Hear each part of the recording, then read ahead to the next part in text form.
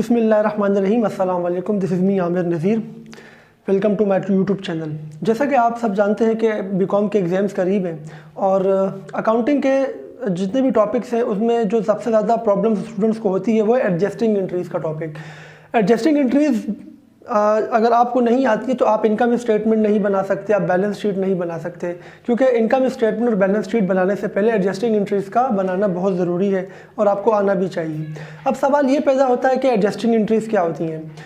देखिए, जब भी हम अकाउंटिंग में कोई एंट्री रिकॉर्ड करते हैं, कोई ट्रांजेक्शन रिकॉर्ड करते हैं, तो हम उसको जब रिकॉर्ड कर लेते हैं तो उसके बाद उसको ट्रायल बैलेंस में आ जाता है। यानी आपने कोई भी एंट्री रिकॉर्ड की, आपने रेंट पे किया, आपने सैलरी पे की, आपने परचेजेस की, आपने सेल्स की, आप उसे जर्नल में रिकॉर्ड करते हैं और हर महीने के आखिर में आपको पता है कि ट्रायल बैलेंस भी बनता है। Trial balance is basically the list of ending balances of all the accounts, जो कि शो होता है। जब हमारा साल कंप्लीट होता है और दिसंबर का महीना आता है, दिसंबर 31 आ जाती है, तो हमें क्या करना होता है, फाइनेंशियल स्टेटमेंट बनानी होती है, यानी इनकम स्टेटमेंट और बैलेंस शीट बनानी होती है। तो इनकम स्टेटमेंट और बैलेंस शीट बनाने के लिए ज़रूरी है कि तमाम अकाउंट्स का सही एंडिंग बैलेंस आपके पास मौजूद हो। तो जो ट्रायल बैलेंस हमें दिसंबर 31 को गिवन होता है, या जो ट्रायल बैलेंस हमने बनाया होता है, वो उन तमाम बैलेंसेस को शो कर रहा होता है जिसकी हमने पूरे साल में एंट्रीज़ की होती हैं। और उसके बाद हमें क्या करना होता है, उन एंट्रीज़ को करने वो जो हमें ट्रायल बैलेंस में जो बैलेंसेस गिवन होते हैं उसमें कुछ अकाउंट्स ऐसे होते हैं जो कि हमें एडजस्ट करने होते हैं। तो वो कौन से अकाउंट्स होते हैं? वो दो अकाउंट्स होते हैं जो हमें एडजस्ट करने होते हैं। एक होते हैं आपके रेवेन्यूज़ अकाउंट यानी इनकम अकाउंट्स, और दूसरे आपके होते हैं एक्सपेंसेस अकाउंट। इसकी वजह ये होती है कि जब आप अपनी इनकम स्टेटमेंट बनाते हैं तो इनकम स्टेटमेंट में आप क्या करते हैं, दो तरह के अकाउंट्स लेते हैं। अपने तमाम इनकम या रेवेन्यूज़ अकाउंट को उसमें लेते हैं और तमाम एक्सपेंसेस अकाउंट को उसमें लेते हैं और डिफरेंस निकालते हैं आप उसका, जो कि आपका नेट प्रॉफिट या नेट लॉस होता है। तो आपको अपनी ट्रू इनकम शो करनी होती है अक्रूवल बेसिस पे, और ट्रू एक्सपेंडिचर भी शो करना होता है। अगर आपने हमारे इनकम स्टेटमेंट वाली वीडियो नहीं देखी है तो डिस्क्रिप्शन में इनकम स्टेटमेंट का लिंक गिवन है, और बैलेंस शीट वाली वीडियो अगर आप देखना चाहें कि कैसे बनाते हैं, उसका लिंक भी मैं डिस्क्रिप्शन में मैंने दिया है। अगर आप चाहें तो इनकम स्टेटमेंट और बैलेंस शीट को कैसे बनाया जाता है आप उसको देख सकते हैं। अब एडजस्टिंग एंट्रीज़ को कैसे करते हैं, मैं आपको एक एग्जांपल देता हूँ। फॉर एग्जांपल, आपने अगर एडवांस में 1 साल का किराया पे कर दिया है, तो अब आपको पता होगा कि एडवांस में जब हम किराया पे करते हैं उसको प्रीपेड रेंट के नाम से रिकॉर्ड करते हैं। तो आपने उसको प्रीपेड रेंट के नाम से रिकॉर्ड कर दिया होगा। अब चूंकि आप काफ़ी महीने गुजर चुके होंगे उस रेंट को पे किए हुए, तो जाहिर सी बात है उस प्रीपेड रेंट का कुछ पोर्शन एक्सपायर हो चुका होगा। सपोज अगर आपने 4 महीने पहले ये रेंट पे किया था, तो 4 महीने गुजरने की वजह से 4 महीने का रेंट अब एक्सपायर हो चुका है, एक्सपेंस हो चुका है, लेकिन आपने उसको रिकॉर्ड नहीं किया है उस एक्सपेंस को। सिमिलरली और भी इस तरह के बहुत सारे एक्सपेंसेस होते हैं और बहुत सारी ऐसी इनकम होती है जो कि रिसीवेबल होती है लेकिन आपने रिकॉर्ड नहीं की होती, तो आप उसको एडजस्ट करना ज़रूरी है। यहाँ मैंने कुछ एग्जांपल्स लिखी हैं, इन एग्जांपल्स को मैं एक एक करके एक्सप्लेन करूँगा और उसके बाद हम इसकी एडजस्टिंग एंट्री करेंगे। तो ये 4 एग्जांपल्स को हमने सॉल्व करना है, एडजस्टिंग एंट्री बनानी है। तो 2 मैंने एक्सपेंसेस की एग्जांपल ली है और 2 मैंने इनकम की एग्जांपल ली है समझाने के लिए। सबसे पहली एग्जांपल है, ये एडजस्टमेंट से हमारी जो डेटा हमें गिवन है। सबसे पहली एग्जांपल है, prepaid rent was paid on May 1 by 24,000। हमने मई 1 को 24,000 का प्रीपेड रेंट जो हमारे पास रिकॉर्ड में आ रहा है, ट्रायल बैलेंस में प्रीपेड रेंट आ रहा है 24,000 का, जो कि हमने पे किया था मई 1 को। आज क्या डेट है? आज दिसंबर 31 की डेट है। तो अब हमने क्या करना है, हमारा ट्रायल बैलेंस शो कर रहा है प्रीपेड रेंट 24,000 से। हमने रट्टा नहीं लगाना है, हमने 2 चीज़ों को जहन में रखना है। हमारा रियल एक्सपेंडिचर कितना हुआ है, पहली बात, और हमारी रियल इनकम कितनी हुई, ये दूसरी बात। चूँकि ये एक्सपेंडिचर से रिलेटेड एडजस्टमेंट है तो हमने ये देखना है कि हमारा रियल एक्सपेंडिचर कितना हुआ है। तो मई से लेकर दिसंबर तक 8 महीने बनते हैं, 8 मंथ्स बनते हैं। तो 24,000 पूरे साल का रेंट है, ठीक है ना। ये 1 साल का रेंट है, ठीक है ना। हम अज्यूम कर लेते हैं फॉर 1 ईयर, ठीक है, फॉर 1 ईयर, ये मैं इसमें लिख देता हूँ। Prepaid rent was paid for 1 year on May 1 by 24,000। तो इसमें हमारा एक्सपेंडिचर बढ़ रहा है क्योंकि 8 महीने गुजर चुके हैं और 8 महीने में इस 24,000 में से 8 महीने का जो अमाउंट है, 8 महीने का जो रेंट है वो एक्सपायर हो चुका है। तो जब भी कोई एसेट एक्सपायर होता है उसे एक्सपेंस कहा जाता है, ठीक है। तो हमने एक्सपेंस को रिकॉर्ड करना है, कोई भी एक्सपेंस हम रिकॉर्ड करते हैं तो उसको डेबिट करते हैं। यहाँ पर हम इसकी एंट्री बनाएंगे, आपको पता होगा जर्नल कैसे बनता है, तो मैं ज़्यादा उसकी डिटेल में नहीं जाऊंगा। अगर आपने हमारी जर्नल की वीडियो देखनी है तो उसका लिंक भी मैं डिस्क्रिप्शन में मैंने दे दिया है। हम जर्नल कैसे बनाते हैं उसका भी आप डिस्क्रिप्शन में जाके लिंक क्लिक करके उसको देख सकते हैं, ठीक है। ये हमारा डेबिट है और ये हमारा क्रेडिट है, ये हमारा पोस्ट रेफरेंस होता है। तो हमने जो पहली एडजस्टमेंट करनी है वो क्या करनी है, प्रीपेड रेंट 24,000 था, उसमें से 8 महीने का कैलकुलेट कर सकते हैं आप, और रेंट एक्सपेंस आपका डेबिट हो जाएगा, यानी रेंट एक्सपेंस आपने क्रेडिट कर देना है। कितने अमाउंट से क्रेडिट करना है, बहुत ही सिंपल है।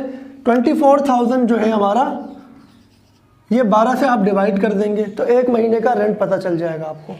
जब आप इसको मल्टीप्लाई बाय 8 करेंगे तो आपके पास 8 मंथ का रेंट आ जाएगा।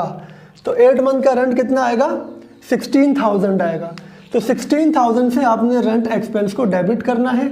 और ये प्रीपेड रेंट जो कि आपका एसेट है ये कम हो गया, तो कोई भी एसेट जब कम होता है तो उसको क्रेडिट करेंगे। तो रेंट एक्सपेंस डेबिट और प्रीपेड रेंट क्रेडिट। इसकी नरेशन तो आप लोग लिख ही लेंगे। नरेशन क्या होगी, टू एडजस्ट प्रीपेड रेंट या टू रिकॉर्ड रेंट एक्सपेंस, क्योंकि रेंट एक्सपेंस रिकॉर्ड हुआ है तो आप नरेशन क्या लिखेंगे, टू रिकॉर्ड रेंट एक्सपेंस। और अगर आप चाहें तो टू एडजस्ट प्रीपेड रेंट भी लिख सकते हैं। यहाँ एक कन्फ्यूजन स्टूडेंट्स के माइंड में आती है कि टू एडजस्ट करके लिखें या टू रिकॉर्ड करके। देखिए जो चीज़ ऑलरेडी रिकॉर्डेड है आपके पास, यानी प्रीपेड रेंट, वो यहाँ पर रिकॉर्ड नहीं हो रही, वो यहाँ पर एडजस्ट हो रही है। तो आपने अगर टू एडजस्ट करके लिखना है तो टू एडजस्ट आप रेंट एक्सपेंस नहीं लिखेंगे, टू एडजस्ट आप प्रीपेड रेंट लिखेंगे। अच्छा, रेंट एक्सपेंस हमारे पास फर्स्ट टाइम रिकॉर्ड हो रहा है, इसलिए हम इसको और टू रिकॉर्ड करके भी लिख सकते हैं, लेकिन टू रिकॉर्ड करके प्रीपेड रेंट नहीं लिखेंगे, टू रिकॉर्ड करके रेंट एक्सपेंस लिखेंगे। तो इस डिफरेंस को भी आप समझें ताकि आपके अच्छे मार्क्स आए अगर पेपर में आपका इस तरह के क्वेश्चन आते हैं। सेकंड जो हमारा सवाल है वो सेकंड जो एडजस्टमेंट है, सैलरीज अनपेड आउटस्टैंडिंग 15,000। आउटस्टैंडिंग का मतलब होता है लायबिलिटी, यानी आपके ऊपर कोई चीज़ ड्यू हो जाए तो उसको आउटस्टैंडिंग कहते हैं, उसको अनपेड भी कहते हैं, उसको अक्रूड भी कहते हैं, ठीक है। जो चीज़ ड्यू हो जाती है लेकिन अभी तक पेड नहीं होती, कोई भी चीज़ जो अनपेड हो, जिसकी अभी तक पेमेंट ना हुई हो, वो अक्रूड या आउटस्टैंडिंग या अनपेड कहलाती है। ये वो सैलरी है 15,000 जो कि आपने अभी तक पे ही नहीं की है, ठीक है। तो आप, इसका मतलब ये हुआ कि ये आपका एक्सपेंडिचर हो चुका है ऑलरेडी। आपका कोई एम्प्लॉय होगा, आपने उसको सैलरी अभी तक नहीं दी है, आपके ऊपर ड्यू हो चुकी है, तो ये वो सैलरी है जो कि आप, जिसके अगेंस्ट आप सर्विसेज ले चुके हो अपने एम्प्लॉय की, लेकिन पेमेंट नहीं की, तो ये आपकी लायबिलिटी भी है। जैसा कि आप जानते हैं कि अकाउंटिंग की डुअल नेचर होती है, यानी अकाउंटिंग एक ही टाइम में दो अलग अलग अकाउंट्स को रिफ्लेक्ट करती है, उनको उन पे इफेक्ट अपना डालती है। तो एक तरफ तो ये हमारा एक्सपेंस है और दूसरी तरफ ये हमारा क्या है, लायबिलिटी है, ठीक है। इस केस में हमारा एक्सपेंडिचर भी बढ़ रहा है, ठीक है ना। तो एक्सपेंडिचर अगर बढ़ रहा है तो क्या करेंगे, एक्सपेंडिचर जब बढ़ता है तो डेबिट होता है, तो सैलरीज एक्सपेंस को हम क्या करेंगे, डेबिट कर देंगे। और लायबिलिटी भी हमारी बढ़ रही है, तो लायबिलिटी जब बढ़ती है तो क्रेडिट होती है, तो इट इज़ सैलरीज पेबल। तो सैलरीज पेबल हमारा 15,000 से क्रेडिट हो जाएगा। अब इसमें रिकॉर्ड क्या हुआ है और एडजस्ट क्या हुआ है, इसमें रिकॉर्ड सैलरीज एक्सपेंस हुआ है, लायबिलिटी रिकॉर्ड हुई है, सैलरीज पेबल रिकॉर्ड हुआ है और सैलरीज एक्सपेंस एडजस्ट हुआ है, ठीक है। तो टू एडजस्ट सैलरीज एक्सपेंस या टू रिकॉर्ड सैलरीज पेबल आप इसकी नरेशन लिखेंगे। The third one is related to the income account. Accrued commission income is 5,000। जैसा कि मैं आपको बता चुका हूं कि अक्रूड का मतलब क्या होता है, जो चीज़ अभी तक जिसकी पेमेंट ना हुई हो।